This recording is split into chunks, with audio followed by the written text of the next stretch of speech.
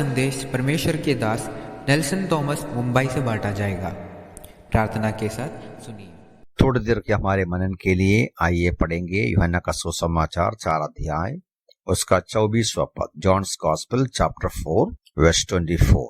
परमेश्वर आत्मा है और अवश्य है कि उसके आराधक आत्मा और सच्चाई से उसकी आराधना करें। प्यारों, पिछले कई दिनों से हम यीशु मसीह और समरी स्त्री के बीच में जो बातचीत है वो देख रहे थे। 21वां पद से हमने देखा कि वो आराधना के बारे में, सच्ची आराधना के बारे में समरी स्त्री से बातें करते हैं। 2 बातें खास तौर से हमने देखा कि नया वाचा के आधार पर कोई खास जगह या समय आराधना के लिए आवश्यक नहीं। और दूसरी बात हमने 23वां पद से देखा कि सच्चे आराधकों को पिता परमेश्वर ढूंढ रहा है या चाहते हैं। और आज हम 24वां पद से तीसरी और अंतिम बात को देखकर इस विषय को समाप्त करेंगे। तीसरी बात, ये 24वां पद में बहुत ही खुल्लम खुल्ला यीशु मसीह कहते हैं, सच्चे आराधक परमेश्वर के आराधना करने वाले आत्मा और सच्चाई से उसकी आराधना करना है। एक बात को मन में रखना है, सारी आराधना सच्ची आराधना नहीं है। ये हमने देखा पहले ही। ये जो 24वां पद में प्रभु यीशु मसीह 2 बातें वास्तव में कहते हैं। आराधना आत्मा में होना चाहिए, आराधना सच्चाई से होना चाहिए। ये दोनों को हम विचार करेंगे। कैसा है आराधना आत्मा में करना? मतलब यहाँ जो आत्मा के बारे में लिखा है वो परमेश्वर की आत्मा की बात नहीं है, ये हमारी आत्मा के बारे में है। आराधना हमारे अंतःकरण से होना चाहिए, हमारे हृदय की गहराई से आराधना आना चाहिए। आराधना बाहर के रूप में, देखने के लिए, सुनने के लिए एक बाहरी रूप का रीति रिवाज के रूप में नहीं होना चाहिए। यहूदियों का आराधना के बारे में इस बात को हम देखते हैं, ये यीशु मसीह भी कह चुका है। लेकिन यीशु मसीह ने जो वचन पुराने नियम का यशायाह का पुस्तक से कहा, मैं आपके सामने पढ़ता हूँ। यशायाह का पुस्तक उसका 29वां अध्याय में 13वां पद में इस प्रकार हम लोग पढ़ते हैं, प्रभु ने कहा, इसलिए कि ये लोग अपने मुंह से तो मेरी आराधना करते और अपने होठों से मेरा आदर करते हैं, परंतु इनका हृदय मुझसे दूर है।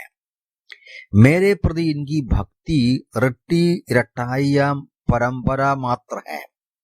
देखिए, परमेश्वर इस प्रकार की आराधना पसंद नहीं करते। यशायाह का 48 का 1 भी मैं आपके सामने पढ़ता हूँ। यशायाह 48 का 1 में भी, हे याकूब के घराने के लोगों, तुम जो इसराइल के नाम से पुकारे जाते हो, यहूदा के मूल से उत्पन्न है, यहोवा के नाम की शपथ खाते, इसराइल के परमेश्वर से प्रार्थना करते हो, पर सच्चाई और धार्मिकता से नहीं। सुनो। इसलिए वो पहला अध्याय में, यशायाह का ही पहला अध्याय में यहोवा परमेश्वर कहते हैं, देखो मैं थक गया, तुम्हारा जो बलिदानों को स्वीकार करके मैं थक गया। उसका 11वां पद से लेके परमेश्वर कहते हैं, तुम्हारे बहुत सारे बलिदान किस काम के लिए हैं? तुम्हारा जो आराधना मेरे लिए बोझ बन गया है, मैं उनको सहते सहते ऊब गया हूं। देखिए प्यारे भाई बहनों, आराधना केवल दिखावट का, केवल आवाज का, शब्दों का, दिखावे का होते हैं तो परमेश्वर पसंद नहीं करते हैं। हमारे हृदय की गहराई से वो आना चाहिए। इसलिए प्रेरित पौलुस ने यहाँ कहते हैं फिलिपियों की पत्री में, मैं मेरी आत्मा में परमेश्वर की सेवा करता हूँ, मैं मेरी आत्मा में परमेश्वर का उपासना करता हूँ, हमारे अंतःकरण से। क्योंकि लिखा है कि परमेश्वर आत्मा है, आत्मा से संपर्क करने के लिए हम आत्मा से आराधना करना है। और दूसरी बात वहां कहा, आत्मा और सच्चाई। ये सच्चाई का मतलब क्या है? सच्चाई का दो अर्थ हमें नया नियम में मिलते हैं। एक बात यह है परमेश्वर का वचन जो हमारे लिए प्रकट किया। यीशु मसीह स्वयं कहते हैं यूहन्ना 17वां अध्याय का 17वां पद में, तेरा वचन सत्य है।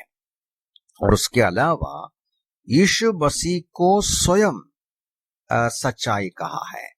हम पढ़ते हैं कि यूहन्ना का सुसमाचार उसका पहला अध्याय का 14 पद में इस प्रकार पढ़ते हैं, वचन जो अनुग्रह और सच्चाई से परिपूर्ण था देहधारी हुआ और हमारे बीच में निवास किया। यीशु मसीह जो अवतार हुआ वो वचन है, सच्चाई है। यीशु मसीह ने कहा यूहन्ना 14 का 6 में कहते हैं, मैं हूं मार्ग सच्चाई और जीवन। सत्य यीशु मसीह है। तो सच्चाई का दो आइडिया होता है, विचार होता है कि परमेश्वर के वचन के आधार पर, परमेश्वर के वचन के अनुसार की आराधना होना चाहिए और सचमुच में जो सच्चाई है यीशु मसीह के साथ, यीशु मसीह के द्वारा आराधना होना चाहिए। ये दोनों बहुत जरूरी है। आराधना आत्मा में और सच्चाई में होना है। समरी लोग आराधना करते थे, उत्साह के साथ आराधना करते थे, अंधकरण से ही आत्मा आराधना करते थे, लेकिन वो सच्चाई नहीं जानता था। यहूदी लोग सच्चाई जानते थे, परमेश्वर का संपूर्ण प्रकटीकरण उनको मिला, लेकिन वो पालन नहीं किया। हृदय से, आत्मा से, अंतःकरण से वो आराधना नहीं किया, केवल दिखावे का आराधना किया।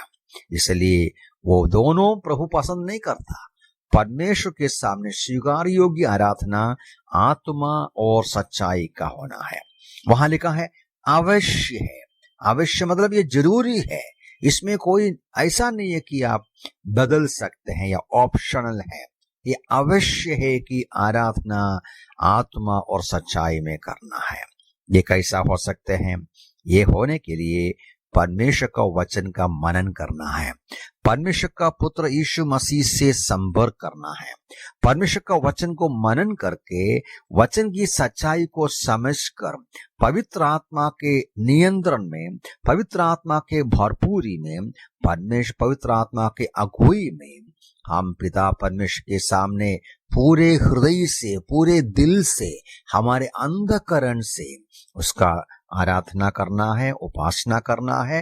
मेरी प्रार्थना है कि प्रभु हमें सहायता करें। पिता परमेश्वर जो हमारी आराधना चाहते हैं, जो सच्चे आराधकों को ढूंढते हैं, उनके सामने हमारी उपासना, हमारी आराधना स्वीकार योग्य रहे और सच्चाई और आत्मा में हम आराधना करें। प्रभु के नाम की महिमा हो।